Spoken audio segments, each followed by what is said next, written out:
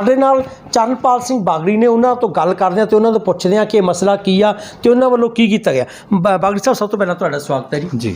ਅੱਛਾ ਬਾਗੜੀ ਸਾਹਿਬ, ਜਿਹੜੀ ਐਡੀ ਵੱਡੀ ਗੱਲ ਨਿਕਲ ਕੇ ਆਈ ਆ ਕਿ ਆਮ ਤੌਰ ਤੇ ਕਿਹਾ ਜਾਂਦਾ ਕਿ ਅਦਾਲਤਾਂ ਲੋਕਾਂ ਦੇ ਪੱਖ ਦੇ ਫੈਸਲੇ ਲੈਂਦੀਆਂ ਨੇ, ਸੋ ਇਹ ਜਿਹੜਾ ਫੈਸਲਾ ਆਇਆ ਜਿਸ ਦੇ ਵਿੱਚ ਕਿਹਾ ਗਿਆ ਕਿ ਪੇਰੈਂਟਸ ਨੂੰ ਫੀਸ ਭਰਨ ਦੇ ਲਈ ਕਿਹਾ ਗਿਆ ਤੇ ਸਕੂਲਾਂ ਵਾਲੇ ਉਸੇ ਚੀਜ਼ ਨੂੰ ਜਿਹੜਾ ਮੁੱਖ ਬਣਾ ਕੇ ਗੱਲ ਕਰ ਰਹੇ ਨੇ ਕਿ ਕੋਰਟ ਦਾ ਆਰਡਰ ਸਾਨੂੰ ਫੀਸ ਦਿਓ। ਕੀ ਕਹਿਣਾ ਚਾਹੋਗੇ, ਮਸਲਾ ਹੈ ਕੀ ਹੈ ਜੀ? ਦੇਖੋ, ਸਕੂਲ ਮੈਨੇਜਮੈਂਟਸ ਸੀਗੀਆਂ ਜਿਹੜੀਆਂ ਇਹ ਕੋਰਟ 'ਚ ਆਈਆਂ ਕਿਉਂਕਿ ਮੁੱਦਾ ਉਦੋਂ ਸ਼ੁਰੂ ਹੋਇਆ ਜਦੋਂ ਇਹ ਪ੍ਰਾਈਵੇਟ ਸਕੂਲਾਂ ਨੇ ਬੱਚਿਆਂ ਦੇ ਮਾਪਿਆਂ ਤੋਂ ਫੀਸਾਂ ਮੰਗਣੀਆਂ ਸ਼ੁਰੂ ਕੀਤੀਆਂ। ਹਾਂਜੀ। Transportation, annual charges, development charges. ਹਾਂਜੀ। ਬੱਚਿਆਂ ਦੇ ਪੇਰੈਂਟਸ ਨੇ ਅਪੋਜ਼ ਕੀਤਾ। ਹਾਂਜੀ। ਕਿਉਂਕਿ ਇਹ ਲੋਕ ਇੰਨੇ ਕੁ ਲਾਲਚੀ ਹੋ ਚੁੱਕੇ ਨੇ, ਕਿਸੇ ਦੇ ਹਾਲਾਤ ਵੱਲ ਧਿਆਨ ਨਹੀਂ ਦੇ ਰਹੇ, ਇਹਨਾਂ ਨੇ ਪੈਸੇ ਮੰਗਣੇ ਸ਼ੁਰੂ ਕੀਤੇ। ਪੰਜਾਬ ਗਵਰਨਮੈਂਟ ਨੂੰ 14/5/2020 ਨੂੰ ਇੱਕ ਆਰਡਰ ਪਾਸ ਕਰਨਾ ਪਿਆ ਕਿ ਇਹ ਟਿਊਸ਼ਨ ਫੀਸ ਇਹ ਲੈ ਸਕਦੇ ਨੇ ਬੱਚਿਆਂ ਤੋਂ, ਇਸ ਤੋਂ ਜ਼ਿਆਦਾ ਹੋਰ ਕੋਈ ਚਾਰਜਸ ਨਹੀਂ ਲੈਣਗੇ। ਇਹਨਾਂ ਦੀ ਗੱਲ ਹਜਮ ਨਹੀਂ ਆਈ। ਇਹ ਕੋਰਟ ਪਹੁੰਚੇ, ਪਹਿਲਾਂ ਸਟਾਰਟਿੰਗ ਕੀਤੀ ਮੋਹਾਲੀ ਦੇ ਵੱਡੇ ਵੱਡੇ ਸਕੂਲ ਨੇ ਇਹਨਾਂ ਦੀ ਮੈਨੇਜਮੈਂਟਸ ਨੇ ਕਿਹਾ ਕਿ ਵੀ ਜਿਹੜਾ ਆਰਡਰ ਪੰਜਾਬ ਸਰਕਾਰ ਦਾ ਜਿੱਥੇ ਸਾਨੂੰ ਬੰਨਿਆ ਗਿਆ ਵੀ ਸਿਰਫ ਟਿਊਸ਼ਨ ਫੀਸ ਦਿਓ, ਉਹਦੇ ਨਾਲ ਸਾਡਾ ਨਹੀਂ ਗੁਜ਼ਾਰਾ ਹੋਣਾ। ਅਸੀਂ ਬੱਚਿਆਂ ਦਾ ਸੈਲਰੀ ਸਟਾਫ ਦੇਣਾ, ਸਟਾਫ ਨੂੰ ਮਤਲਬ ਪ੍ਰੋਵਾਈਡ ਕਰਨਾ। ਕੋਰਟ ਨੇ ਉਹ 'ਚ ਬੱਚਿਆਂ ਦਾ ਨਾ ਪੇਰੈਂਟ ਕੋਈ ਪਾਰਟੀ ਸੀ, ਨਾ ਕੋਈ ਇੰਡੀਵਿਜੂਅਲ ਜਿਹੜੀ ਆਰਗੇਨਾਈਜੇਸ਼ਨ ਬੱਚਿਆਂ ਦੇ ਪੇਰੈਂਟਸ ਨੂੰ ਰਿਪਰੈਜ਼ੈਂਟ ਕਰ ਪਾਉਂਦੀ, ਉਹ ਵੀ ਪਾਰਟੀ ਨਹੀਂ ਸੀ। ਠੀਕ ਹੈ ਜੀ। ਕੋਰਟ ਨੇ ਇੱਕ ਤਰਫਾ ਇਹਨਾਂ ਨੂੰ ਸੁਣ ਕੇ ਇਹ ਆਰਡਰ ਪਾਸ ਕੀਤਾ ਕਿ ਵੀ ਠੀਕ ਹੈ, ਤੁਸੀਂ 70% ਤੱਕ ਜਿਹੜੀ ਟੋਟਲ ਫੀਸ ਹੈ ਉਹਦੀ ਲੈ ਸਕਦੇ ਹੋ। ਉਸ ਤੋਂ ਬਾਅਦ ਜਦੋਂ ਮੈਨੂੰ ਇਹ ਪਤਾ ਚੱਲਾ, ਨਿਊਜ਼ ਵਿੱਚ ਆਇਆ, ਮੈਂ 23 ਤਰੀਕ ਤੋਂ ਹੀ ਇਹਦੇ 'ਤੇ ਵਰਕ ਸਟਾਰਟ ਕਰਤਾ ਸੀਗਾ। ਅਤੇ ਹੁਣ ਜਿਹੜੀ ਇਹਦੇ 'ਚ ਐਪਲੀਕੇਸ਼ਨ ਫਾਈਲ ਕੀਤੀ ਗਈ ਹੈ ਕਿਉਂਕਿ ਕੋਰਟ ਦਾ ਆਰਡਰ ਹੈ। ਤੁਸੀਂ ਕਹਿੰਦੇ ਕੋਰਟ ਨੂੰ ਨਹੀਂ, ਕੋਰਟ ਨੂੰ ਜੋ ਦੱਸਿਆ ਗਿਆ, ਕੋਰਟ ਕੋਲ ਜੋ ਫੈਕਟ ਸੀ, ਜਦੋਂ ਦੂਜੀ ਧਿਰ ਨੂੰ ਸੁਣਿਆ ਨਹੀਂ ਸੀ ਗਿਆ, ਉਦੋਂ ਤੱਕ ਨਾ ਕੋਰਟ ਨੂੰ ਕੋਈ ਕੁਐਸਚਨਿੰਗ ਕਰ ਸਕਦਾ, ਨਾ ਮੈਂ ਤਾਂ ਬਿਲਕੁਲ ਵੀ ਨਹੀਂ ਕਰ ਸਕਦਾ ਕੋਰਟ ਨੂੰ। ਹਾਂ, ਹੁਣ ਐਪਲੀਕੇਸ਼ਨ ਲਈ ਦੇਖੋ 12 ਤਰੀਕ ਲਈ ਆਰਡਰ ਸੀਗਾ, ਅਗਲੀ ਡੇਟ ਪਈ ਹੋਈ ਸੀ 12 ਜੂਨ ਦੀ। ਅੱਜ ਲਈ ਸੁਣਵਾਈ ਲਈ ਰੱਖਤਾ 29 ਤੋਂ। ਜੇ ਮੈਂ ਅਪਰੋਚ ਕੀਤਾ, ਐਪਲੀਕੇਸ਼ਨ ਕੀਤੀ ਵੀ ਨਹੀਂ, ਇਹ ਫੰਡਾਮੈਂਟਲ ਰਾਈਟ ਵਾਇਲੇਟ ਹੋ ਰਹੇ ਆ ਸਟੂਡੈਂਟਸ ਦੇ, ਇਹ ਸਾਨੂੰ ਐਜੂਕੇਸ਼ਨ ਤੋਂ ਰੋਕ ਲੈਣਗੇ, ਫੰਡਾਮੈਂਟਲ ਰਾਈਟ ਵਾਇਲੇਟ ਕਰ ਲੈਣਗੇ। ਤੇ ਕੋਰਟ ਨੇ ਅੱਜ ਸੁਣਵਾਈ ਹੋਈ ਤੇ ਸੁਣਵਾਈ ਲੱਗੀ, ਕੋਆਰਡੀਨੇਟ ਬੈਂਚ ਦੇ ਅੱਗੇ ਲਿਸਟ ਹੋ ਗਈ। ਅਨਫੋਰਚੂਨੇਟਲੀ ਆਪਾਂ ਐਪਲੀਕੇਸ਼ਨ ਮੈਂ ਫਾਈਲ ਕੀਤੀ ਹੈ ਕਿਉਂਕਿ ਜਿਹੜੇ ਸਕੂਲ ਵਾਲੇ ਨੇ ਇਹ ਮਤਲਬ ਇੰਨੇ ਕੁ ਲਾਲਚੀ ਹੋ ਗਏ ਨੇ, ਬੱਚਿਆਂ ਤੋਂ ਫੀਸ ਲਈ ਜਾਂਦੇ ਆ, ਅੱਗੇ ਟੀਚਰਸ ਨੂੰ ਨਹੀਂ ਪੇ ਕਰਦੇ। ਠੀਕ ਹੈ ਜੀ, ਬਿਲਕੁਲ। ਟੀਚਰ ਦਾ ਇਹਨਾਂ ਨੇ ਵਾਇਲੇਟ ਕਰ ਰਹੇ ਆ। ਇਹ ਟੀਚਰਸ ਚੁੱਪ ਨੇ ਕਿਉਂਕਿ ਉਹਨਾਂ ਦੀ ਪਿੱਛੇ ਹੋਰ ਲਾਈਨ ਲੱਗੀ ਹੋਈ ਆ, ਮਾਨਾਹੀ ਚੱਲ ਰਹੀ ਹੈ। ਕੋਈ ਰੂਲ ਐਂਡ ਰਿਸਟ੍ਰਿਕਸ਼ਨ ਨੂੰ ਫੋਲੋ ਨਹੀਂ ਕਰਦਾ, ਜਿਹਦਾ ਦਿਲ ਕਰਦਾ ਉਹਨੂੰ ਟੀਚਰ ਨੂੰ ਨਿਕਾਲ ਦਿੰਦਾ। ਕੋਈ ਸਿਕਿਉਰਿਟੀ ਨਹੀਂ ਹੈ। 35 ਸਾਲ ਜਾਂ 40 ਸਾਲ ਤੋਂ ਵੱਡਾ ਟੀਚਰ ਨਹੀਂ ਤੁਹਾਨੂੰ ਦਿਖਦਾ। ਕੀ ਗੱਲ 35-40 ਤੋਂ ਉੱਤੇ ਟੀਚਰਸ ਨੂੰ ਪੜ੍ਹਾਉਣਾ ਹਟ ਜਾਂਦਾ? ਸਿਰਫ ਯੰਗਸਟਰ ਏਜ ਨੂੰ ਇਹ ਇੰਪਲਾਈ ਕਰਦੇ ਨੇ, ਘੱਟ ਸੈਲਰੀ ਤੇ ਰੱਖਦੇ ਨੇ ਇਹ। ਔਰ ਇਹਦੇ 'ਚ ਮੈਂ ਮੰਗਿਆ ਕੀ ਹੈ, ਜਿਹੜੀ ਜਿੰਨਾ ਕੁ ਮੈਂ ਮੰਗ ਸਕਦਾ ਸੀ, ਕਿਉਂਕਿ ਉਹਦੇ ਟੀਚਰਸ ਲਈ ਜਾਂ ਬੱਚਿਆਂ ਲਈ ਜਿਹੜੀ ਸੈਪਰੇਟ ਪਟੀਸ਼ਨ ਆ ਉਹ ਮੈਂ ਫਾਈਲ ਕਰਨ ਜਾ ਰਿਹਾ ਨੀਅਰ ਫਿਊਚਰ 'ਚ। ਪਰ ਪ੍ਰੈਜ਼ੈਂਟਲੀ ਤਾਂ ਕੁਐਸਚਨ ਇਹ ਹੈ ਵੀ ਇਹਨੂੰ ਹੱਲ ਕਰੀਏ, ਜਿਹੜਾ ਮੁੱਦਾ ਚੱਲਦਾ ਪਿਆ। ਉਹ 'ਚ ਇਹ ਮੰਗਿਆ ਕਿ ਇਹਨਾਂ ਨੂੰ ਬੋਲੋ ਤੁਸੀਂ, ਕਿਉਂਕਿ ਇਹ ਆਏ ਨੇ ਨਾ ਕੋਰਟ 'ਚ ਵੀ ਸਾਡੇ ਕੋਲ ਫੀ ਅਸੀਂ ਦੇਣੀ ਨਹੀਂ, ਵੀ ਇਹਨਾਂ ਤੋਂ ਪਹਿਲਾਂ ਇਹ ਪੁੱਛੋ ਮਾਰਚ, ਅਪ੍ਰੈਲ ਤੇ ਮਈ 2020 ਮਈ ਵੀ ਨਿਕਲ ਗਈ। ਤੁਸੀਂ ਕਹਿੰਦੇ ਹੋ ਵੀ ਫੀਸ ਅਸੀਂ ਪੇ ਦੇਣੀ ਹੈ, ਸੈਲਰੀ ਦੇ ਰਹੇ ਆ। ਇਹਨਾਂ ਤੋਂ ਕੱਲੇ ਤੋਂ ਰਿਕਾਰਡ ਪੁੱਛੋ, ਇਹਨਾਂ ਨੇ ਕਿੰਨੇ ਟੀਚਰਸ ਨੂੰ ਸੈਲਰੀ ਕਿੰਨੀ ਦਿੱਤੀ ਹੈ। ਠੀਕ ਹੈ ਜੀ। ਅੱਗੇ ਮੰਗਿਆ ਕਿ ਇਹਨਾਂ ਤੋਂ ਪੁੱਛੋ, ਇਹਨਾਂ ਨੇ ਮਾਰਚ ਤੋਂ ਲੈ ਕੇ ਹੁਣ ਤੱਕ ਕਿੰਨਾ ਸਟਾਫ ਕੱਢਿਆ, ਚਾਹੇ ਉਹ ਟੀਚਿੰਗ ਸਟਾਫ ਹੈ, ਚਾਹੇ ਕੋਈ ਸਫਾਈ ਕਰਮਚਾਰੀ ਹੈ, ਚਾਹੇ ਕੋਈ ਟਰਾਂਸਪੋਰਟਰ, ਕੱਢੇ ਕਿੰਨੇ ਨੇ ਇਹਨਾਂ ਲੋਕਾਂ ਨੇ। ਉਸ ਤੋਂ ਪਿੱਛੋਂ ਇਹਨਾਂ ਤੋਂ ਪੁੱਛਿਆ ਜਾਵੇ ਡਿਫਰੈਂਟ ਹੈਡਸ ਦੇ ਵਿੱਚ ਤੁਸੀਂ ਕਿੰਨਾ ਚਾਰਜ ਕਰਦੇ ਹੋ। ਠੀਕ ਹੈ ਜੀ। ਤੁਹਾਡੀਆਂ ਪਿਛਲੇ 3 ਸਾਲਾਂ ਦੀਆਂ ਇਨਕਮ ਟੈਕਸ ITRs ਉਹ ਤੁਸੀਂ ਕੋਰਟ ਦੇ ਅੱਗੇ ਪ੍ਰੈਜ਼ੈਂਟ ਕਰੋ, ਪਤਾ ਚੱਲੇ ਤੁਸੀਂ ਕਿੰਨੀ ਕਮਾਈ ਕੀਤੀ ਹੋਈ ਹੈ ਲੋਕਾਂ ਦੇ ਪੇਰੈਂਟਸ ਤੋਂ। ਡਿਫਰੈਂਟ ਮੈਂ ਤੁਹਾਨੂੰ ਦੱਸਦਾ, ਇਹ ਐਕਟ ਦੇ ਵਿੱਚ ਮੈਂ ਸਾਰੀ ਜਿੰਨੇ ਲਿਸਨਰਸ ਨੇ ਮੈਂ ਕਲੀਅਰ ਕਰ ਦੇਣਾ ਚਾਹੁੰਦਾ, ਸਾਨੂੰ ਅਵੇਅਰ ਹੋਣਾ ਪੈਣਾ, ਰਾਈਟ ਲਈ ਲੜਨਾ ਪੈਣਾ। ਜਿੰਨੀ ਫੀਸ ਮੰਗਦੇ ਆ, ਜਿੰਨੇ ਪੇਰੈਂਟਸ ਨੇ, ਮੈਂ ਇੱਕ ਹੋਰ ਤੁਹਾਨੂੰ ਇੱਥੇ ਕਲੀਅਰ ਕਰ, ਇੱਕ ਪੇਰੈਂਟ ਸੀ ਜਿਹੜਾ ਇਹ ਕੇਸ ਮੈਂ ਟੋਟਲੀ ਫ੍ਰੀ ਆਫ ਕਾਸਟ ਲੜ ਰਿਹਾ, ਇੱਕ ਸਿੰਗਲ ਪੈਨੀ ਕਿਸੇ ਤੋਂ ਚਾਰਜ ਨਹੀਂ ਕੀਤੀ। ਇਹ ਮੈਂ ਪਟੀਸ਼ਨ ਦੇ ਵਿੱਚ ਮੈਂਸ਼ਨ ਵੀ ਕੀਤਾ, ਪੇਰੈਂਟਸ ਨੂੰ ਰਿਪਰੈਜ਼ੈਂਟ ਕੀਤਾ। ਇੱਕ ਪੇਰੈਂਟਸ ਜਿਹੜਾ ਕਿ ਮਤਲਬ ਸਾਈਨ ਕਰ ਗਿਆ, ਉਹਦਾ ਮਾਰਨਿੰਗ 'ਚ ਕਾਲ ਆਉਂਦੀ ਹੈ ਜੀ, ਮੈਂ ਨਹੀਂ ਆਪਣਾ ਇਹ ਕੇਸ ਲੜਨਾ ਚਾਹੁੰਦਾ। 18 ਪੇਰੈਂਟਸ 10-15 ਪੇਰੈਂਟਸ ਹੋ ਰਹੇ, ਇੱਕ ਚਲਾ ਜਾਏਗਾ, ਕੋਈ ਇਸ਼ੂ ਨਹੀਂ, ਮੈਂ ਆਪਣੇ ਆਪ ਵੀ ਪਲੀਡ ਕੀਤਾ ਹੋਇਆ। ਦੇਖੋ ਕਿੰਨਾ ਕੁ ਪ੍ਰੈਸ਼ਰ ਹੋਏਗਾ। ਬਿਲਕੁਲ ਜੀ, ਇਹ ਗੱਲ ਤੁਹਾਡੀ ਮੰਨਣਯੋਗ ਆ ਕਿ ਬਹੁਤ ਸਾਰਾ ਜਿਹੜਾ ਪ੍ਰੈਸ਼ਰ ਹੈ ਇਸ ਸਮੇਂ ਪੇਰੈਂਟਸ ਦੇ ਉੱਤੇ ਹੈ, ਕਿਉਂਕਿ ਉਹਨਾਂ ਦੇ ਬੱਚਿਆਂ ਦੇ ਭਵਿੱਖ ਦੀ ਗੱਲ ਆ ਜਾਂਦੀ ਹੈ। ਦੂਸਰੇ ਪਾਸੇ ਅਸੀਂ ਗੱਲ ਕਰੀਏ ਸਿੱਧੇ ਸ਼ਬਦਾਂ ਦੇ ਵਿੱਚ, ਬਾਗੜੀ ਸਾਹਿਬ ਮੈਂ ਤੁਹਾਨੂੰ ਪੁੱਛਣਾ ਚਾਹੁੰਦਾ ਕਿ ਪੇਰੈਂਟਸ ਫੀਸ ਦੇਣ ਕਿ ਨਾ ਦੇਣ। ਇਹ ਇੰਟਰਮ ਆਰਡਰ ਹੈ। ਇੰਟਰਮ ਆਰਡਰ ਦੇ ਵਿੱਚ ਪਹਿਲਾਂ ਹੀ ਕੋਰਟ ਨੇ ਟਾਈਮ ਲਿਮਿਟ ਜਿਹੜੀ ਹੈ ਕੋਈ ਫਿਕਸ ਨਹੀਂ ਕੀਤੀ ਵੀ ਕਿੰਨੇ ਟਾਈਮ ਤੱਕ ਹੈ। ਜਿੱਥੋਂ ਤੱਕ ਮੇਰਾ ਪਰਸਨਲ ਓਪੀਨੀਅਨ ਹੈ, ਮੰਡੇ ਇੱਕ ਦਿਨ ਦੇ ਵਿੱਚ ਕੁਝ ਨਹੀਂ ਹੋ ਸਕਦਾ, ਨਾ ਤਾਂ ਇਹ ਕਲਾਸਿਸ ਲਾਣੀਆਂ ਰੋਕ ਸਕਦੇ ਨੇ। ਠੀਕ ਹੈ ਜੀ। ਜਿੱਥੋਂ ਮੇਰਾ ਲੀਗਲ ਓਪੀਨੀਅਨ ਦੱਸ ਰਿਹਾ ਤੁਹਾਨੂੰ, ਮੇਰੇ ਅਕੋਰਡਿੰਗਲੀ ਫਿਲਹਾਲ ਕਿਸੇ ਨੂੰ ਕੋਈ ਫੀਸ ਪੇ ਕਰਨ ਦੀ ਜ਼ਰੂਰਤ ਨਹੀਂ। ਮੈਂ ਇੱਕ ਹੋਰ ਤੁਹਾਨੂੰ ਇੱਥੇ ਐਡ ਕਰਦਾ ਲੇਟੈਸਟ ਇਨਫੋਰਮੇਸ਼ਨ। ਹਾਂਜੀ। It is the judgment by honourable division bench of Uttarakhand high court. ਹਾਂਜੀ। ਉੱਤਰਾਖੰਡ ਸਰਕਾਰ ਨੇ 2/5/2020 ਨੂੰ ਇੱਕ ਆਰਡਰ ਕੀਤਾ ਕਿ ਜਿਹੜੇ ਪ੍ਰਾਈਵੇਟ ਅਨਏਡਡ ਸਕੂਲ ਨੇ ਇਹ ਬੱਚਿਆਂ ਦੇ ਪੇਰੈਂਟਸ ਤੋਂ ਟਿਊਸ਼ਨ ਫੀ ਲੈ ਸਕਦੇ ਨੇ। ਠੀਕ ਹੈ ਜੀ। ਇੱਕ ਬੰਦੇ ਨੇ ਉੱਥੇ ਪਿੱਲ ਫਾਈਲ ਕਰਤੀ। ਹਾਂਜੀ। ਉੱਤਰਾਖੰਡ ਹਾਈ ਕੋਰਟ ਦੇ ਲਿਸਟ ਪਿੱਲ ਹੁੰਦੀ ਹੈ ਡਿਵੀਜ਼ਨ ਬੈਂਚ ਦੇ, ਆਨਰੇਬਲ ਚੀਫ ਜਸਟਿਸ ਦੇ ਕੋਰਟ 'ਚ ਡਿਵੀਜ਼ਨ ਬੈਂਚ ਦੋਹਰੇ ਬੈਂਚ 'ਚ ਉਹ ਲਿਸਟ ਹੋਈ। ਤੁਹਾਨੂੰ ਮੈਂ ਉਹ ਇੰਟਰਮ ਆਰਡਰ ਹੈ, 12/5/2020 ਦਾ ਆਰਡਰ ਹੈ। 7 ਉਹਨਾਂ ਨੇ ਰਿਸਟ੍ਰਿਕਸ਼ਨਾਂ ਪਾਸ ਕਰਤੀਆਂ। ਠੀਕ ਹੈ ਜੀ। ਜੇ ਕੋਈ ਸਕੂਲ ਵਾਲਾ ਕਿਸੇ ਨੂੰ SMS ਵੀ ਕਰੂਗਾ ਨਾ, ਬੱਚਿਆਂ ਦੇ ਪੇਰੈਂਟਸ ਨੂੰ ਫੀਸ ਮੰਗਣ ਵਾਸਤੇ SMS ਵੀ ਕਰਦਾ ਤਾਂ ਉਹਦੇ ਤੇ ਕਾਰਵਾਈ ਹੋਊਗੀ। ਤੁਹਾਡੀ ਜਿਹੜੀ ਜੋ ਤੁਸੀਂ ਕੀਤਾ ਤੇ ਉਹ ਰੰਗਤ ਲੈ ਕੇ ਆਈ ਹੈ ਕਿ ਉਹ 12 ਤਰੀਕ ਤੋਂ ਲੈ ਕੇ ਬੜੀ ਜਲਦੀ ਉਹਨਾਂ ਨੇ ਸੁਣਵਾਈ ਦੇ ਲਈ ਕਰ ਲਿਆ। ਬਹੁਤ ਵਧੀਆ ਗੱਲ ਆ, ਪੇਰੈਂਟਸ ਦੇ ਲਈ ਬਹੁਤ ਖੁਸ਼ਖਬਰੀ ਦੀ ਗੱਲ ਆ। ਅਸੀਂ ਦੱਸ ਦਈਏ ਕਿ ਪੇਰੈਂਟਸ ਨੂੰ ਹਲੇ ਫੀਸ ਦੇਣ ਦੀ ਲੋੜ ਨਹੀਂ ਗੀ ਜਿੰਨਾ ਸਮਾਂ ਕੋਈ ਫੈਸਲਾ ਨਹੀਂ ਆ ਜਾਂਦਾ, ਕਿਉਂਕਿ PIL ਜਿਹੜੀ ਫਾਈਲ ਕਰ ਦਿੱਤੀ ਗਈ ਆ ਸੁਪਰੀਮ ਕੋਰਟ ਦੇ ਐਪਲੀਕੇਸ਼ਨ ਫਾਈਲ ਕਰ ਦਿੱਤੀ ਗਈ ਆ। ਜਿਹੜੇ ਸੁਪਰੀਮ ਕੋਰਟ ਦੇ ਵਕੀਲ ਨੇ ਬਾਗੜੀ ਸਾਹਿਬ ਸਾਡੇ ਨਾਲ ਨੇ, ਅਸੀਂ ਪੂਰੀ ਮਸਲੇ ਤੇ ਗੱਲ ਕਰ ਰਹੇ ਹਾਂ ਤੇ ਇਹ ਜਿਹੜਾ ਪੇਰੈਂਟਸ ਦੇ ਫੇਵਰ ਦੇ ਵਿੱਚ ਗੱਲ ਕੀਤੀ ਜਾ ਰਹੀ ਹੈ, ਕਿਉਂਕਿ ਸਭ ਤੋਂ ਜ਼ਿਆਦਾ ਇਸ ਸਮੇਂ ਨੁਕਸਾਨ ਮਿਡਲ ਕਲਾਸ ਦਾ ਹੋ ਰਿਹਾ ਵਾ, ਕਿਉਂਕਿ ਉਹ ਨਾ ਕਿਸੇ ਨੂੰ ਕਹਿਣ ਸਕਦੇ ਤੇ ਨਾ ਹੀ ਸਰਕਾਰ ਵੱਲੋਂ ਕੋਈ ਉਹਨਾਂ ਨੂੰ ਜ਼ਿਆਦਾ ਮਦਦ ਦਿੱਤੀ ਗਈ। ਅੱਛਾ ਵਕੀਲ ਸਾਹਿਬ, ਇੱਕ ਗੱਲ ਹੋਰ ਨਿਕਲ ਕੇ ਸਾਹਮਣੇ ਆਉਂਦੀ ਆ, ਫਸਟ ਕਲਾਸ ਦੇ ਸੈਕੰਡ ਕਲਾਸ ਦੇ ਬੱਚਿਆਂ ਨੂੰ ਆਨਲਾਈਨ ਕਲਾਸ ਦੀ ਗੱਲ ਕੀਤੀ ਜਾ ਰਹੀ ਆ ਤੇ ਤੁਹਾਨੂੰ ਲੱਗਦਾ ਕਿ ਪੈਸੇ ਲੈਣ ਦੇ ਲਈ ਇੱਕ ਜ਼ਰੀਆ ਬਣਾਇਆ ਗਿਆ ਸੀ, ਕਿਉਂਕਿ ਆਨਲਾਈਨ ਇੱਕ ਘਰ ਦੇ ਵਿੱਚ 2 ਬੱਚੇ ਨੇ, ਇੱਕ ਉਹਨਾਂ ਦੀ ਕੋਈ ਮਦਰ ਆ ਜਾਂ ਫਾਦਰ ਆ, ਇੱਕ ਉਹਨਾਂ ਕੋਲੇ ਫੋਨ ਆ, ਤੇ ਉਹ ਕਿਵੇਂ ਇਸ ਚੀਜ਼ ਨੂੰ ਕਰ ਸਕਦੇ? ਜੇ ਕੋਈ ਬਾਹਰ ਕਿਸੇ ਨੇ ਕੰਮ ਜਾਣਾ ਜਾਂ ਕਿਤੇ ਹੋਰ ਜਾਣਾ ਤਾਂ ਫੋਨ ਉਹਨਾਂ ਨੂੰ ਵੀ ਯੂਜ਼ ਆ ਤੇ ਬੱਚਿਆਂ ਨੇ ਵੀ ਲੋੜ ਪੈਣੀ ਆ, ਤੇ ਇਹ ਵੀ ਇੱਕ ਪੈਸੇ ਲੈਣ ਦਾ ਟਕਵੰਨ ਸੀਗਾ ਜੀ। ਦੇਖੋ ਕੁਐਸਚਨ ਇਹ ਹੈ, ਜਿਹੜਾ ਮੋਟਿਵ ਹੈ ਨਾ, ਮੋਟਿਵ ਚਾਹੀਦਾ ਸੋਸ਼ਲ ਵੈਲਫੇਅਰ ਹੈ ਐਜੂਕੇਸ਼ਨ ਦਾ, ਨਾਟ ਪ੍ਰੋਫਿਟ ਅਰਨਿੰਗ ਐਸੋਸੀਏਸ਼ਨ ਨਹੀਂ ਹੈ ਇਹ ਕੋਈ ਧੰਦਾ ਜਾਂ ਬਿਜ਼ਨਸ ਨਹੀਂ ਹੈ ਜੋ ਬਣਾ ਦਿੱਤਾ ਗਿਆ ਹੈ। ਇੱਕ ਬੱਚਾ ਹੈ, ਤੁਸੀਂ ਫਸਟ ਤੇ ਸੈਕੰਡ ਕਲਾਸ ਦੀ ਗੱਲ ਕਰਦੇ ਹੋ ਜਾਂ ਪ੍ਰੀ ਨਰਸਰੀ ਦੀ ਗੱਲ ਕਰਦੇ ਹੋ, ਤੁਸੀਂ ਸਪੋਜ਼ ਥੋੜਾ ਵੱਡਾ ਬੱਚਾ ਲੈ ਲਓ। ਹਾਂਜੀ। ਕਿੰਨੀ ਕੁ ਨੈਟਵਰਕ ਦੇ ਵਿੱਚ ਅਸੀਂ ਐਡਵਾਂਸਡ ਹਾਂ। ਬਿਲਕੁਲ। ਮੋਹਾਲੀ ਚੰਡੀਗੜ੍ਹ ਨੂੰ ਛੱਡ ਕੇ ਤੁਸੀਂ ਅਗਲੇ ਪਿੰਡ 'ਚ ਚੱਲੋ, ਪਿੰਡਾਂ 'ਚ ਬੱਚੇ ਨਹੀਂ ਰਹਿੰਦੇ। ਬਿਲਕੁਲ ਜੀ। ਆਰਡਰ ਤਾਂ ਸਾਰਿਆਂ ਲਈ, ਪੰਜਾਬ ਲਈ ਸੀ, ਇਸੇ ਕਰਕੇ ਹਾਈਲਾਈਟ ਕਰਾਂ। ਔਰ ਕਿੰਨਾ ਕੁ ਨੈਟ 'ਚ ਵਰਕਿੰਗ ਹੈ। ਮੈਂ ਨਹੀਂ ਕਹਿੰਦਾ ਟੀਚਰ ਪੜ੍ਹਾ ਨਹੀਂ ਰਹੇ, ਬੱਚਿਆਂ ਦੇ ਟੀਚਰ ਬਹੁਤ ਮਿਹਨਤ ਕਰਦੇ ਨੇ।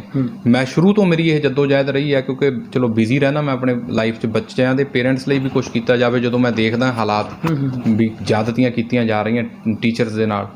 ਸੋ ਕੁਐਸਚਨ ਇਹ ਹੈ, ਬੱਚੇ ਨੂੰ ਜਿਹੜਾ ਟੀਚਰ ਪੜ੍ਹਾ ਰਿਹਾ, ਬੱਚੇ ਦੇ ਪੇਰੈਂਟ ਨੂੰ ਬਿਲਕੁਲ ਨਹੀਂ ਦੁਖਦਾ। ਉਹ 500 ਰੁਪਇਆ 1000 ਰੁਪਇਆ ਲੈਕਚਰ ਫਿਕਸ ਹੋਵੇ, ਉਹ ਬੱਚਾ ਦਿੰਦਾ ਹੈ। 2 ਲੈਕਚਰ ਲੱਗਦੇ ਨੇ, 3 ਲੱਗਦੇ ਨੇ, ਚਲੋ ਮੈਕਸੀਮਮ 4 ਲਗਾ ਸਕਦੇ, ਕਈ ਸਕੂਲ ਲਗਾਉਂਦੇ ਨੇ। ਹੁਣ ਤੁਸੀਂ ਇਹ ਦੇਖੋ, ਜਿਹੜਾ CBSE PSEB ICSE ਬੋਰਡ ਨੇ, ਜਿੰਨੇ ਵੀ ਬੋਰਡਾਂ ਨਾਲ ਰੈਕਗਨੀਸ਼ਨ ਹੈ, ਉਹਨਾਂ ਨੇ ਟਾਈਮ ਫਿਕਸ ਕੀਤਾ ਹੋਇਆ ਵੀ ਹਫ਼ਤੇ ਤੁਸੀਂ ਇੰਨੇ ਘੰਟੇ ਕਰਨੇ ਨੇ। ਠੀਕ ਹੈ। ਪਹਿਲਾਂ ਤਾਂ ਉਹੀ ਕੰਪਲੀਟ ਨਹੀਂ ਹੋ ਰਹੇ। ਹਾਂਜੀ। ਐਗਜ਼ਾਮ ਪੋਸਟਪੋਨ ਹੋ ਗਏ। ਕੀ ਸਟੱਡੀ ਪੋਸਟਪੋਨ ਹੋ ਸਕਦੀ ਸੀ? ਮੈਂ ਨਹੀਂ ਕਹਿੰਦਾ ਵੀ ਉਹਨਾਂ ਦਾ ਰੁਜ਼ਗਾਰ ਜਾਵੇ, ਸਟੱਡੀ ਕੰਟੀਨਿਊ ਰਹਿਣੀ ਚਾਹੀਦੀ ਹੈ। ਮੈਂ ਇਹਦੇ 'ਤੇ ਕੋਈ ਕੁਐਸਚਨਿੰਗ ਨਹੀਂ ਕਰਦਾ। ਹਾਂ, ਇਹਦੇ ਨਾਂ 'ਤੇ ਲੁੱਟ ਨਹੀਂ ਹੋਣੀ ਚਾਹੀਦੀ। ਠੀਕ ਹੈ ਜੀ। ਪੇਰੈਂਟਸ ਨਾਲ ਧੱਕਾ ਨਹੀਂ ਹੋਣਾ ਚਾਹੀਦਾ। ਮਤਲਬ ਕਹਿਣ ਤੋਂ ਭਾਵ ਅਲਟੀਮੇਟਲੀ ਜੇਕਰ ਗੱਲ ਆ ਤਾਂ ਸਕੂਲ ਦੀ ਜਿਹੜੀ ਮੈਨੇਜਮੈਂਟ ਆ ਬੱਚਿਆਂ ਦੇ ਪੇਰੈਂਟਸ ਨਾਲ ਧੱਕਾ ਕਰ ਰਹੀ ਹੈ, ਲੁੱਟ ਕਰਨ ਦੀ ਕੋਸ਼ਿਸ਼ ਕੀਤੀ ਜਾ ਰਹੀ ਹੈ। ਤਰੀਕੇ ਵੱਖ-ਵੱਖ ਨੇ, ਉਹਨਾਂ ਦਾ ਮਕਸਦ ਇੱਕੋ ਹੀ ਆ ਕਿ ਅਸੀਂ ਪੈਸੇ ਕਿਵੇਂ ਕਮਾਈਏ। ਜਿਹੜੀ ਸਾਡੀ ਕਰੋੜਾਂ ਰੁਪਈਏ ਦੀ ਆਮਦਨ ਸੀਗੀ, ਜਿਹੜੀ ਕਿ ਲੋਕਾਂ ਨੂੰ ਜੇਕਰ ਕਹੀਏ ਤਾਂ ਹੁਣ ਇੱਕ ਕਿਸਮ ਨੂੰ ਮਹਾਂਮਾਰੀ ਦੇ ਵਿੱਚ ਵੀ ਉਹੀ ਚਾਹੁੰਦੇ ਨੇ ਕਿ ਸਾਡੇ ਕੋਲ ਉੱਦਾਂ ਹੀ ਆਮਦਨ ਆਉਂਦੀ ਰਹੇ ਅਤੇ ਅਸੀਂ ਭਾਵੇਂ ਅੱਗੇ ਕਿਸੇ ਨੂੰ ਤਨਖਾਹ ਦਈਏ ਜਾਂ ਨਾ ਦਈਏ। ਅੱਛਾ, ਤੁਸੀਂ ਜਿਹੜੇ ਮੈਨੇਜਮੈਂਟਾਂ ਨੇ ਇੱਦਾਂ ਦਾ ਕੀਤਾ ਕਿ ਉਹਨਾਂ ਦੇ ਖਿਲਾਫ ਹੀ ਕੋਈ ਕਰੋਗੇ ਜੀ PIL 'ਚ ਐਪਲੀਕੇਸ਼ਨ ਲਾਓ?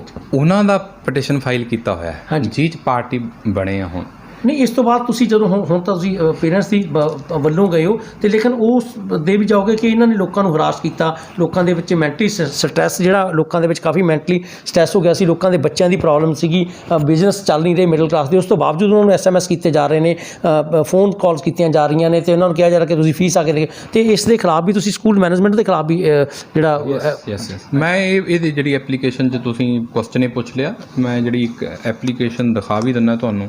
ਮੈਂ ਉਹ 'ਚ ਇਹ ਮੰਗਿਆ ਹੈਗਾ ਕਿ ਪੰਜਾਬ ਗਵਰਨਮੈਂਟ ਇਸੇ ਪਟੀਸ਼ਨ ਦੇ ਵਿੱਚ ਅਥਾਰਟੀ ਬਣਾਵੇ ਕੋਈ ਜਿਹਦੇ ਕੋਲ ਪਾਰ ਹੋਵੇ ਸਕੂਲ ਦੇ ਅਗੇਂਸਟ ਐਕਸ਼ਨ ਲੈਣ ਲਈ। ਉਹ ਅਥਾਰਟੀ ਕੋਲ ਜਿਹੜੇ ਪੇਰੈਂਟਸ ਨੂੰ ਕੋਈ ਦੁੱਖ ਹੈ ਉਹ ਵੀ ਕੰਪਲੇਂਟ ਕਰ ਸਕੇ, ਟੀਚਰ ਨੂੰ ਕੋਈ ਦੁੱਖ ਹੈ ਸਕੂਲ ਤੋਂ ਉਹ ਵੀ ਉੱਥੇ ਮਤਲਬ ਕੰਪਲੇਂਟ ਕਰ ਸਕੇ, ਔਰ ਉਹ ਅਥਾਰਟੀ ਕੋਲ ਇੰਨੀ ਕੁ ਪਾਵਰ ਹੋਣੀ ਚਾਹੀਦੀ ਹੈ ਕਿ ਇਹਨਾਂ ਦੇ ਲਾਇਸੈਂਸ ਕੈਂਸਲ ਕਰ ਦੇ। ਠੀਕ ਹੈ। ਹੁਣ ਮੈਂ ਤੁਹਾਨੂੰ ਦੱਸਦਾ ਕਾਨੂੰਨ ਬਣਨਾ, ਕੋਰਟ ਕਾਨੂੰਨ ਬਣਾ ਦਿੰਦਾ 2013 ਦੇ ਵਿੱਚ। 2009 'ਚ ਇੱਕ ਪਟੀਸ਼ਨ ਫਾਈਲ ਹੁੰਦੀ ਹੈ Punjab and Haryana high court ਦੀ, ਦੱਸ ਰਿਹਾ 2013 'ਚੋਂ ਡਿਵੀਜ਼ਨ ਬੈਂਚ ਦਾ ਜੱਜਮੈਂਟ ਹੈ। It is running in more than 50 pages. Sir ਉਹਦੇ 'ਚ ਸਿਰਫ ਤੇ ਸਿਰਫ ਇਹ ਡਿਸਕਸ਼ਨ ਹੋ ਰਿਹਾ ਵੀ ਪ੍ਰਾਈਵੇਟ ਸਕੂਲ ਕਿੱਦਾਂ ਬੱਚਿਆਂ ਤੋਂ ਕੋਰਟ ਨੂੰ ਰਿਸਟ੍ਰਿਕਸ਼ਨਸ ਪਾਸ ਕਰਨੇ ਪੈ ਗਈਆਂ ਕਿ ਇਹ ਨਹੀਂ ਕਰਨਾ, ਤੁਸੀਂ ਇਹ ਨਹੀਂ ਕਰਨਾ, ਤੁਸੀਂ ਹਰ ਸਾਲ ਐਡਮਿਸ਼ਨ ਫੀ ਨਹੀਂ ਲੈਣੀ। ਪਹਿਲਾਂ ਤਾਂ ਸਿਸਟਮ ਇਹ ਸੀ ਹਰ ਸਾਲ ਐਡਮਿਸ਼ਨ ਫੀ, ਹੁਣ ਢੰਗ ਬਦਲ ਗਿਆ, ਉਹਨੂੰ ਐਨੂਅਲ ਚਾਰਜਸ 'ਚ ਕਨਵਰਟ ਕਰਤਾ, ਤੁਸੀਂ ਮੰਥਲੀ ਫੀਸ ਲੈ ਰਹੇ ਹੋ। ਦੇਖੋ ਇਹ ਦੇਖਣ ਵਾਲਾ ਇਸ਼ੂ ਹੈ। ਅੱਜ ਜੋ ਚੱਲ ਰਿਹਾ ਉਹਦੇ ਵਾਸਤੇ ਖੜਾ ਹੋਇਆ with the grace of God. What would be the future? I'm thinking much more on the wider aspect also, that in future what is to be done for the welfare of the society. I am not making any false kind of promise at present. ਜਦੋਂ ਕਰ ਦੂੰਗਾ ਜਾਂ ਹੋ ਜਾਏਗਾ ਉਦੋਂ ਹੀ convey ਕਰੂੰਗਾ। ਫਿਲਹਾਲ ਮੈਂ ਤੁਹਾਨੂੰ ਕਹਾਂ ਮੈਂ ਮੈਨੇਜਮੈਂਟ ਦੇ ਅਗੇਂਸਟ ਜਾਊਂਗਾ, ਮੈਂ ਇੱਕ ਮੈਨੇਜਮੈਂਟ ਦੇ ਅਗੇਂਸਟ ਨਹੀਂ ਹੈ, ਮੇਰਾ ਕੋਈ ਗਰਜ ਨਹੀਂ ਹੈ। ਮੈਨੂੰ ਮੈਂ ਤਾਂ ਇੱਕ ਇਹ ਕਲੀਅਰ ਕਰ ਦੇਣਾ ਚਾਹੁੰਦਾ ਵੀ ਸਾਡੇ ਤੇ ਜੋ ਤਲਵਾਰ ਕਾਨੂੰਨ ਦੀ ਜਾਂ ਸੰਵਿਧਾਨ ਦੀ ਲਟਕਦੀ ਹੈ ਨਾ, ਉਹਨੂੰ ਭੁੱਲਣਾ ਨਹੀਂ ਚਾਹੀਦਾ। ਠੀਕ। ਅੱਛਾ ਵਕੀਲ ਸਾਹਿਬ, ਬਾਗੜੀ ਸਾਹਿਬ ਇੱਕ ਗੱਲ ਹੋਰ ਆ ਕਿ ਜਿਹੜੀ ਐਜੂਕੇਸ਼ਨ ਮਾਫੀਆ ਦੀ ਵਾਰ-ਵਾਰ ਗੱਲ ਕੀਤੀ ਜਾਂਦੀ ਆ, ਉਹ ਇਹੀ ਐਜੂਕੇਸ਼ਨ ਮਾਫੀਆ ਜਿਹੜਾ ਲੋਕਾਂ ਤੋਂ ਇਸ ਤਰ੍ਹਾਂ ਚਾਰਜਸ ਲੈਂਦਾ, ਲੋਕਾਂ ਨੂੰ ਡਰਾ ਧਮਕਾ ਕੇ ਪੈਸੇ ਲੈਂਦਾ, ਜਿਹੜੀਆਂ ਯੂਨੀਫਾਰਮ ਦੇ ਨਾਂ 'ਤੇ ਪੈਸੇ ਇਕੱਠੇ ਕੀਤੇ ਜਾਂਦੇ ਨੇ, ਬਹੁਤ ਸਾਰੇ ਹੋਰ ਚਾਰਜਸ ਦੇ ਨਾਂ 'ਤੇ, ਬੁੱਕਸ ਦੇ ਨਾਂ 'ਤੇ ਪਰਟੀਕੂਲਰ ਸਟੋਰ ਦੱਸੇ ਜਾਂਦੇ ਨੇ ਕਿ ਤੁਸੀਂ ਉੱਥੋਂ, ਅਤੇ ਇੱਦਾਂ ਦੀ ਜਿਹੜੀ ਲੁੱਟ ਆ ਬੱਚਿਆਂ ਦੀ, ਉਸਦੇ ਮਾਪਿਆਂ ਦੀ, ਸਾਰਿਆਂ ਦੀ ਹੋ ਰਹੀ ਹੈ, ਮਿਡਲ ਕਲਾਸ ਦੀ ਜ਼ਿਆਦਾ ਲੁੱਟ ਹੋ ਰਹੀ ਆ। ਅਤੇ ਇਹਦੇ ਨਾਲ ਅਸੀਂ ਜੇਕਰ ਗੱਲ ਕਰੀਏ ਤਾਂ ਕੀ ਸਰਕਾਰ ਸੁੱਤੀ ਪਈ ਆ, ਉਸ ਨੂੰ ਇਹ ਕੁਛ ਨਹੀਂ ਦਿਖ ਰਿਹਾ ਹੈਗਾ ਕਿ ਇੰਨਾ ਕੁਛ ਹੋ ਰਿਹਾ ਹੈਗਾ ਅਤੇ ਸਾਰਾ ਕੁਛ ਉਹਨਾਂ ਦੇ ਵੀ ਬੱਚੇ ਨੇ, ਉਹ ਵੀ ਪੜ੍ਹਦੇ ਨੇ, ਉਹ ਵੀ ਕਿਸੇ ਦੇ ਪੇਰੈਂਟਸ ਨੇ, ਕਿ ਸਰਕਾਰ ਇਹਦੇ ਤੋਂ ਕੁਛ ਨਹੀਂ ਲੈ ਸਕਦੀ? ਦੇਖੋ ਸਰਕਾਰ ਜਿਹੜੀ ਲੈਜਿਸਲੇਚਰ ਹੈ, ਸਟੇਟ ਲੈਜਿਸਲੇਚਰ ਹੈ, ਸੈਂਟਰਲ ਪਾਰਲੀਮੈਂਟ ਹੈ, ਇਹਨਾਂ ਨੇ ਕਾਨੂੰਨ ਬਣਾਉਣਾ ਹੈ, ਇੰਪਲੀਮੈਂਟ ਕਰਨ ਵਾਸਤੇ ਮਤਲਬ ਅਥਾਰਟੀਜ਼ ਹੈਗੀਆਂ ਨੇ ਡਿਫਰੈਂਟ। ਜਿੱਥੋਂ ਤੱਕ ਮੈਂ ਵੀ ਪਹਿਲਾਂ ਮੈਨੂੰ ਇੱਦਾਂ ਲੱਗਦਾ ਹੁੰਦਾ ਸੀ ਸਰਕਾਰ ਇਉਂ ਨਹੀਂ ਕਰਦੀ, ਸਰਕਾਰ ਨੂੰ ਇਉਂ ਕਰਨਾ ਚਾਹੀਦਾ, ਕਾਨੂੰਨ ਬਣ ਗਿਆ। ਹੁਣ ਪ੍ਰੋਬਲਮ ਕੀ ਹੋਊਗੀ, ਜਿਹੜੇ ਹਾਈ ਪ੍ਰੋਫਾਈਲ ਨੇ, ਚਾਹੇ ਕੋਈ ਉਹ ਬਿਊਰੋਕਰੇਟਸ ਨੇ, ਉਹ ਟਰਸਟੀ ਨੇ ਵਿੱਚ, ਠੀਕ ਹੈ, ਜਿਹਨੇ ਐਕਸ਼ਨ ਲੈਣਾ ਉਹ ਪ੍ਰੋਫਿਟ ਅਰਨਿੰਗ ਇਨਡਾਇਰੈਕਟਲੀ, ਚਾਹੇ ਕਿਸੇ ਮਾਮੀ ਚਾਚੀ ਮਾਸੀ ਦੇ ਨਾਂ 'ਤੇ ਬੈਠਾ ਹੋਇਆ ਜਾਂ ਕਿਸੇ ਹੋਰ 'ਤੇ ਬੈਠਾ ਹੋਇਆ। ਇਹ ਮਤਲਬ ਇੰਨੀ ਕੁ ਬਦਕਿਸਮਤੀ ਹੋ ਗਈ ਕਿ ਕੋਈ ਪੁੱਛਣ ਵਾਲਾ ਹੀ ਨਹੀਂ ਹੈ। ਕਾਨੂੰਨ ਬਣਾ ਹੋਇਆ, ਕਾਨੂੰਨ ਕਿਹਦੇ ਲਈ ਹੈ? ਮਾੜੇ ਬੰਦੇ ਲਈ ਕਾਨੂੰਨ ਹੈ। ਤੁਸੀਂ ਕਿੱਥੋਂ ਨਕਸ਼ਾ ਪਾਸ ਹੁੰਦਾ, ਮੈਂ ਕਈ ਸਕੂਲ ਦੇਖਦਾ, ਉਹ ਸਕੂਲ ਦਾ ਨਕਸ਼ਾ ਪਾਸ ਹੋਣ ਦੇ ਲਾਇਕ ਹੀ ਨਹੀਂ ਹੈ, ਉਹ ਸਰੇਆਮ ਵਾਇਲੇਸ਼ਨ ਹੈ। ਬਿਲਡਿੰਗਾਂ ਬਣਾਈਆਂ ਹੋਈਆਂ, ਇੱਕ ਸਕੂਲ 500 ਦੀ ਕਪੈਸਿਟੀ ਤੋਂ ਸਟਾਰਟ ਹੁੰਦਾ, 1500 ਬੱਚਾ ਹੋ ਗਿਆ, ਉੱਥੇ 10-10 ਮੰਜ਼ਿਲਾਂ ਬਣਾ ਲਿਆ। ਗਰਾਊਂਡ ਕਿੱਥੋਂ ਦੇਣਾ ਹੈ ਉਹਨਾਂ ਨੂੰ? ਇਨਫਰਾਸਟ੍ਰਕਚਰ ਕਿੱਥੋਂ ਦੇਣਾ ਹੈ?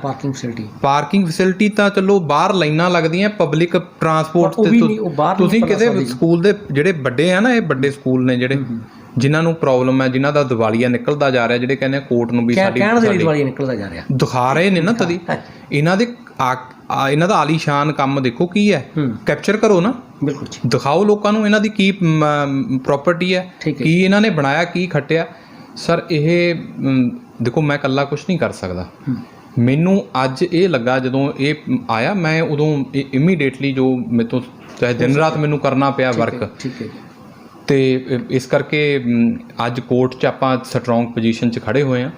ਅਤੇ all the parents are requested need not to worry. ਜਿੰਨੀ ਦੇਰ ਕਾਨੂੰਨਨ ਤੌਰ 'ਤੇ ਜਿੰਨਾ ਤੁਹਾਡਾ ਹੱਲ ਕਰਕੇ ਹੋਇਆ, ਤੁਹਾਨੂੰ ਦਿੱਤਾ ਜਾਏਗਾ ਹੱਲ। ਠੀਕ ਹੈ, ਥੈਂਕ ਯੂ ਸਰ, ਬਹੁਤ ਮਿਹਰਬਾਨੀ। ਓਕੇ ਜੀ, ਓਕੇ। ਸੋ ਇਹ ਸੀ ਚਰਨਪਾਲ ਸਿੰਘ ਬਾਗੜੀ, ਜਿਨ੍ਹਾਂ ਨੇ ਬੜੇ ਵਧੀਆ ਤਰੀਕੇ ਦੇ ਨਾਲ ਸਮਝਾਇਆ ਵਾ, ਪੇਰੈਂਟਸ ਨੂੰ ਹੱਲਾਸ਼ੇਰੀ ਦਿੱਤੀ ਆ, ਸਕੂਲਾਂ ਨੂੰ ਤਾੜਨਾ ਵੀ ਕੀਤੀ ਆ ਕਿ ਤੁਸੀਂ ਲੁੱਟ ਨਾ ਮਚਾਓ। ਜਿਹੜਾ ਇਹ ਕੋਈ ਵਪਾਰ ਨਹੀਂ ਹੈਗਾ, ਇਹ ਇੱਕ ਐਜੂਕੇਸ਼ਨ ਆ ਲੋਕਾਂ ਦੇ ਲਈ, ਜਿਹੜੀ ਬਣੀ ਹੋਈ ਆ free and compulsory education act ਜਿਹੜਾ ਬਣਿਆ ਹੋਇਆ ਵਾ, ਉਸ ਦੇ ਵਿੱਚ ਸਾਰਿਆਂ ਨੂੰ ਲਿਆਂਦਾ ਜਾਵੇ। ਤੇ ਉਹਨਾਂ ਨੇ ਇਹ ਵੀ ਸਿੱਧੇ ਤੌਰ ਕਿਹਾ ਕਿ ਪੇਰੈਂਟਸ ਨੂੰ ਫੀਸ ਦੇਣ ਦੀ ਕੋਈ ਲੋੜ ਨਹੀਂ ਜਦੋਂ ਤੱਕ ਕੋਈ ਫੈਸਲਾ ਨਹੀਂ ਆ ਜਾਂਦਾ। ਤੇ ਲੇਕਿਨ ਇਹਨਾਂ ਵੱਲੋਂ ਪੇਰੈਂਟਸ ਤੇ ਬੱਚਿਆਂ ਦੇ ਹੱਕ ਦੇ ਲਈ ਜਿਹੜਾ ਐਪਲੀਕੇਸ਼ਨ ਲਗਾਈ ਗਈ ਆ, ਪਹਿਲਾਂ ਜਿਸ ਦੀ ਸੁਣਵਾਈ 12 ਤਰੀਕ ਨੂੰ ਹੋਣੀ ਸੀ, ਉਹ ਹੁਣ ਜਲਦੀ ਹੋਣ ਜਾ ਰਹੀ ਆ, ਅੱਜ ਵੀ ਹੋਈ ਆ। ਤੇ ਲੇਕਿਨ ਹੁਣ ਜਿਹੜਾ ਫੈਸਲਾ ਹਲੇ ਆਉਣਾ ਬਾਕੀ ਆ। ਤੇ ਇਹਦੇ ਨਾਲ ਅਸੀਂ ਇਹ ਵੀ ਤੁਹਾਨੂੰ ਦੱਸ ਦਈਏ ਕਿ ਸਕੂਲ ਦੀਆਂ ਕੁਛ ਕੁ ਜਿਹੜੀ ਪ੍ਰੋਫਿਟੇਬਲ ਸਕੂਲ ਨੇ, ਜਿਹਦੇ ਵਿੱਚ 2-2 ਹਜ਼ਾਰ ਬੱਚਾ ਪੜ੍ਹਦਾ, 5-5 ਹਜ਼ਾਰ ਉਹਨਾਂ ਦੀ ਫੀਸ ਆ, ਤੇ 1 ਕਰੋੜ ਰੁਪਈਆ ਮਹੀਨੇ ਦਾ ਇਕੱਠਾ ਕਰਨੇ, ਤੇ ਉਹ ਕੋਰਟ ਨੂੰ ਇੱਕ ਤਰ੍ਹਾਂ ਦੇ ਨਾਲ ਗੁੰਮਰਾਹ ਕਰਕੇ ਉਹਨਾਂ ਵੱਲੋਂ ਜਿਹੜਾ ਇਹ ਕਰਵਾਇਆ ਗਿਆ, ਕਿਉਂਕਿ ਦੂਸਰੀ ਪਾਰਟੀ ਜਾਂ ਦੂਸਰੇ ਪੱਖ ਨੂੰ ਕੋਰਟ ਵੱਲੋਂ ਸੁਣਿਆ ਹੀ ਨਹੀਂ ਗਿਆ, ਜਾਂ ਉਹਨਾਂ ਨੂੰ ਉੱਥੇ ਤੱਕ ਪਹੁੰਚ ਨਹੀਂ ਕੀਤੀ ਜਾ ਸਕੀ, ਜਾਂ ਉਹਨਾਂ ਨੂੰ ਪਾਰਟੀ ਨਹੀਂ ਬਣਾਇਆ ਗਿਆ। ਕਈ ਇੱਦਾਂ ਦੀਆਂ ਜਿਹੜੀਆਂ ਕਾਨੂੰਨੀ ਗੱਲਾਂ ਨੇ ਸਾਨੂੰ ਵਕੀਲ ਸਾਹਿਬ ਨੇ ਦੱਸੀਆਂ ਨੇ, ਸੁਪਰੀਮ ਕੋਰਟ ਦੇ ਵਕੀਲ ਨੇ, ਉਹਨਾਂ ਨੇ ਬਹੁਤ ਵਧੀਆ ਗੱਲ ਕਹੀ ਆ ਕਿ ਸਕੂਲਾਂ ਦੇ ਵਿੱਚ ਬੱਚਿਆਂ ਦਾ ਸ਼ੋਸ਼ਣ ਨਾ ਕਰੋ, ਪੇਰੈਂਟਸ ਦਾ ਸ਼ੋਸ਼ਣ ਨਾ ਕਰੋ। ਸਾਰੀ ਜਿਹੜੀ ਕੋਵਿਡ-19 ਦੀ ਮਹਾਮਾਰੀ ਹੈਗੀ ਆ, ਇਹ ਸਾਰੀ ਦੁਨੀਆ ਦੇ ਲਈ ਆ, ਸਾਰਿਆਂ ਦੇ ਲਈ ਆ। ਸੋ ਇਹ ਇੱਕ ਵਿਸ਼ੇਸ਼ ਅਸੀਂ ਜਿਹੜਾ ਪ੍ਰੋਗਰਾਮ ਤੁਹਾਨੂੰ ਦੱਸਿਆ ਤੇ ਉਹਨਾਂ ਨਾਲ ਗੱਲਬਾਤ ਕੀਤੀ ਆ ਕਿ ਜਿਹੜੀ ਅੱਜ ਦੀ ਸਮੇਂ ਦੀ ਸਭ ਤੋਂ ਵੱਡੀ ਸਮੱਸਿਆ ਪੈਦਾ ਹੋਈ ਸੀ, ਉਸ ਨੂੰ ਲੈ ਕੇ ਅਸੀਂ ਸੁਪਰੀਮ ਕੋਰਟ ਦੇ ਵਕੀਲ ਹਰਚਰਨ ਸਿੰਘ ਬਾਗੜੀ, ਜਿਨ੍ਹਾਂ ਨੇ ਚਰਨਪਾਲ ਸਿੰਘ ਬਾਗੜੀ, ਜਿਨ੍ਹਾਂ ਨੇ ਪੂਰਾ ਇਹ ਸਾਹਮਣੇ ਲੈ ਕੇ ਆਂਦਾ ਜੋ ਸਕੂਲਾਂ ਦਾ ਕਾਲਾ ਚਿੱਠਾ ਸੀਗਾ ਕਿ ਕਿਵੇਂ ਪ੍ਰੋਫਿਟ ਲੈ ਰਹੇ ਨੇ ਅਤੇ ਕਿਵੇਂ ਲੋਕਾਂ ਨੂੰ ਡਰਾਇਆ ਧਮਕਾਇਆ ਜਾ ਰਿਹਾ।